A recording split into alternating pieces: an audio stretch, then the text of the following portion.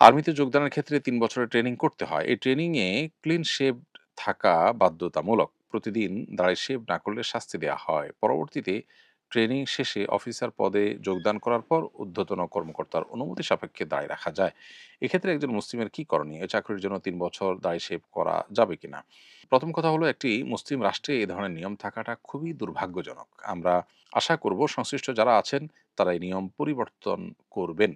মুসলিম সমাজে ইসলাম যেটাকে অ্যালাউ করে না, সেরকম কোনো কিছু করতে বাধ্য করা, এটা মানুষের মৌলিক যে তার অধিকার আছে সেটা খর্ব করার শামিল। আমি মনে করি যে এই জায়গাটাতে পরিবর্তন আনবার যথেষ্ট সুযোগ আছে। আমি আবারও উদাত্ত আহ্বান রাখতে চাই সংশ্লিষ্টদের কাছে, তারা যেন আল্লাহর ভয়ে এই বিষয়টিকে সংশোধন করেন। বাকি যে জিনিসটা আসলে নাজায়েজ করে সেটা তো আসলে সর্বাবস্থায় নাজায়েজ হয়। বিশেষ করে আপনার কোনো একটা সুযোগ সুবিধা পাওয়ার জন্য আপনি কোনো একটা গুনাহের কাজ করতে পারেন না। তারপরেও যদি কেউ করে ফেলেন তাহলে তিনি তওবা করলে আল্লাহ তাআলার কাছে আশা করা যায় আল্লাহ তাআলা ক্ষমা করবেন।